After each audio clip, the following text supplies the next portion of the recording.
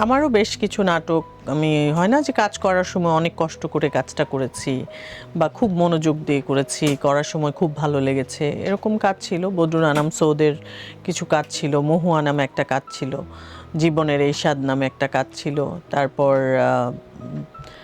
আমাদের এজাজ মুন্নার একটা নাটক ছিল সাক্ষী কুটুম। মানে আমি খুবই কষ্ট করে কাজটা করেছিলাম এবং ক্যারেক্টারটা খুবই সুন্দর ছিল।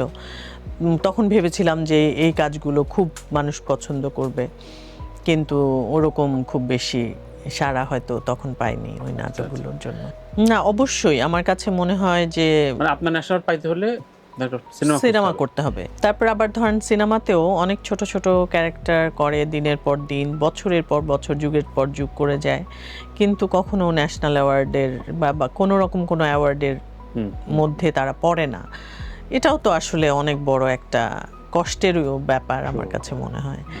যে এর মধ্যে কমার্শিয়াল সিনেমাও তো আমি বেশ কিছু করেছি, তো অনেকের সাথে কাজ হয়, তো কয়েকজনকে দেখে বা আমি ফাইটে যারা করে এক্সট্রা টাইপের কি বলে ওদেরকে, ফাইট মাস্টারের সাথে থাকে না, ফাইটাররা যারা থাকে, তো আমার খুব মায়া লাগে তাদেরকে দেখলে, যে প্রতিনিয়ত ব্যথা পায়, ইচ্ছা করে করে ব্যথা পায়, ইচ্ছা করে পড়ে যায় বারবার, এবং ফাইট মাস্টাররা অনেক কষ্ট দেয় তাদেরকে, ইচ্ছাকৃত অনেক কষ্ট দেয়, মানে বারবার ফেলে, পড়ে যেতে বলে, এবং প্রতিদিন মানে প্রতিনিয়ত অনেক অনেক ব্যথা পেয়ে পেয়ে যাচ্ছে, কিন্তু কোনো রকম কি তারা রিওয়ার্ডেড হচ্ছে?